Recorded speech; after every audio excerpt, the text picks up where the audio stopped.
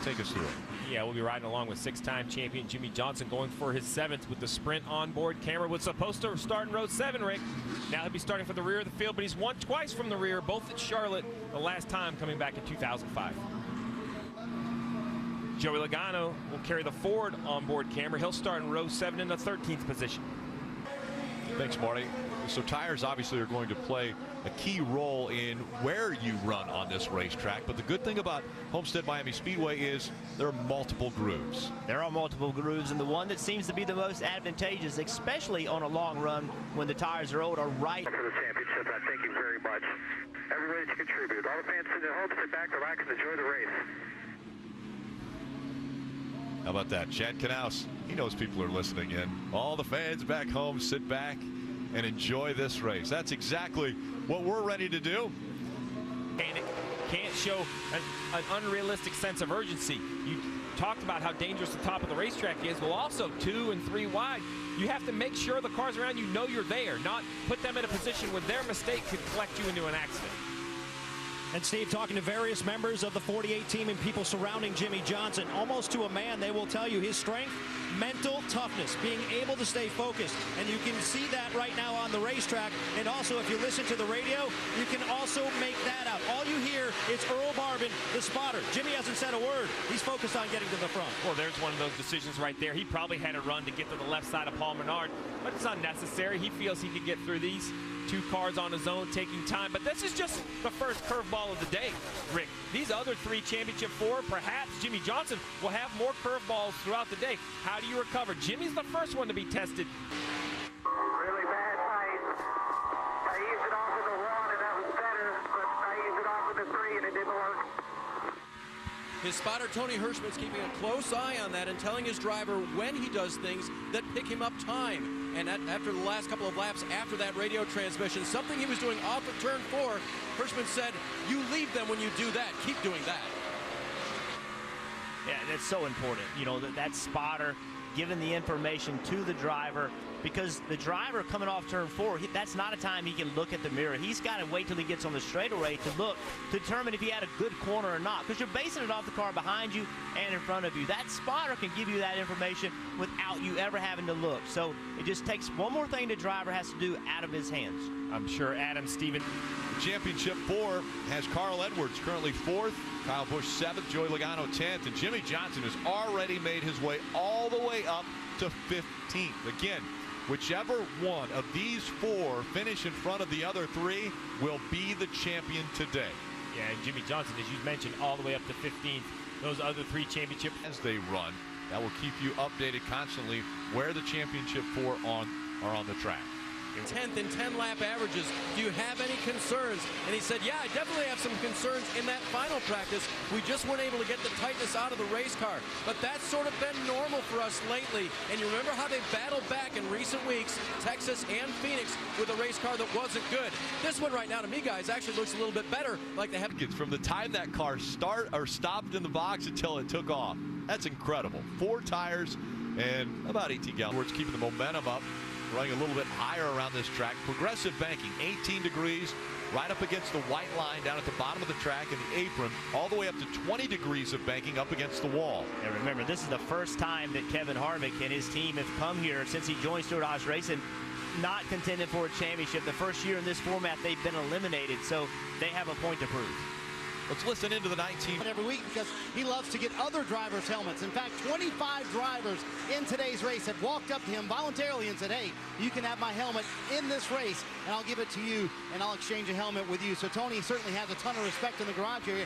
In fact, Kevin Harvick and I were talking about, he said that I think Tony should have had more fanfare this year. And Tony said, I didn't want more fanfare. I just wanted to be another driver this year. Certainly going out with a lot of respect, and Tony going out the way he wanted to go out, Rick. Just another driver in the field this afternoon. As early as 8 years old, I spoke with his younger brother Jarrett earlier this week, who told me a story of Jimmie Johnson when he was racing motorcycles in the desert. He said he was 8 years old with a broken leg.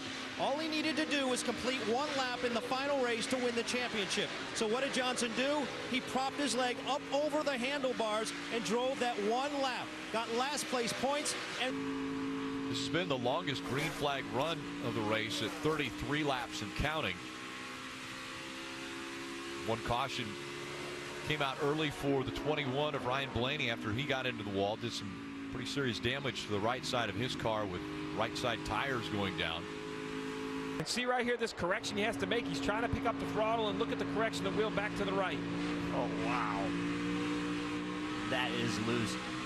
He's gone back to. He was in the middle of the racetrack. Car was exceptionally loose. Now he's turned the car. Got the left side's on that. Bunch of guys, they're all veterans. They don't need pep talks. They understand this game, and they tend to perform better under pressure. He said all these pit crews get reps throughout the weekend, but it was great to have them get theirs in an actual game scenario last night with Daniel Suarez.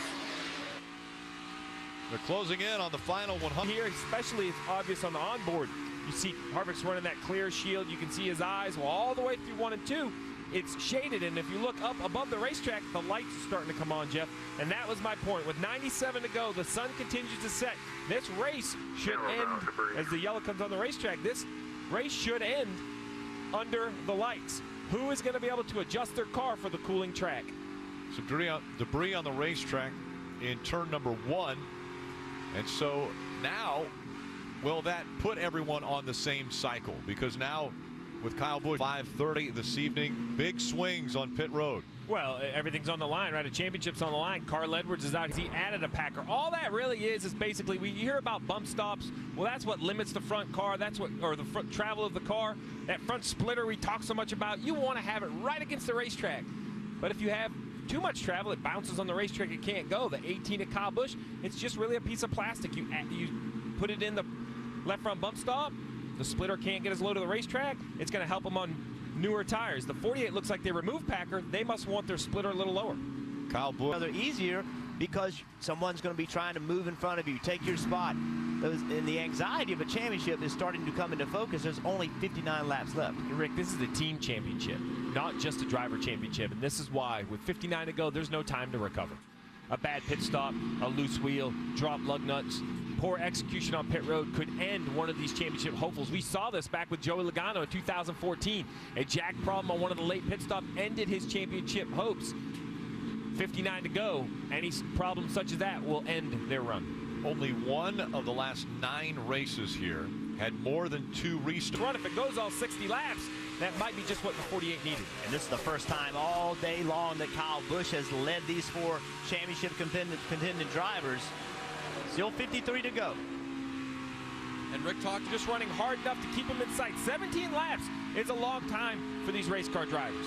And if a caution comes out, everyone will dive to pit road because tires are so important at this racetrack. But if a caution doesn't come out, is he conserving some of his tires? Is Kyle Busch thinking, I've got one more run at this? We could be, because this right here is lap 40. We've talked about it. This lap right here will be the longest that either of these competitors have run on a set of tires today. So these last 15 laps are going to be uncharted territory. How much more does your car fall off? What kind of balance change do you have? Carl Edwards, the advantage between the two as far as wins. He has won twice at this racetrack.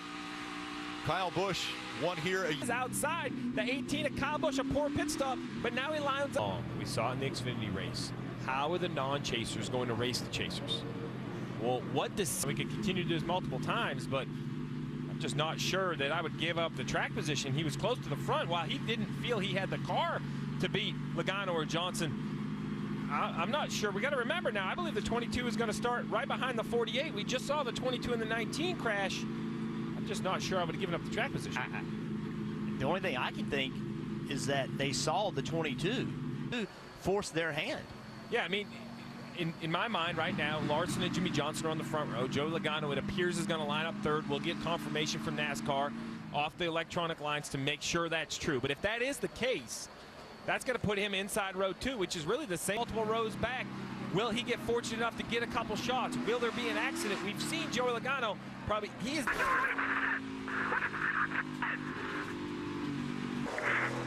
NASCAR champion, Jimmy Johnson.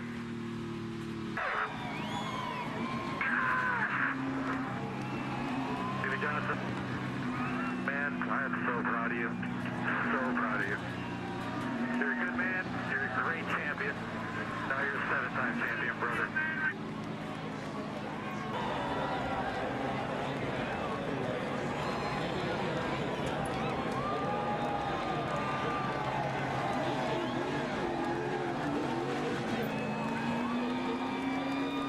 way in which they did it. They persevered all day long.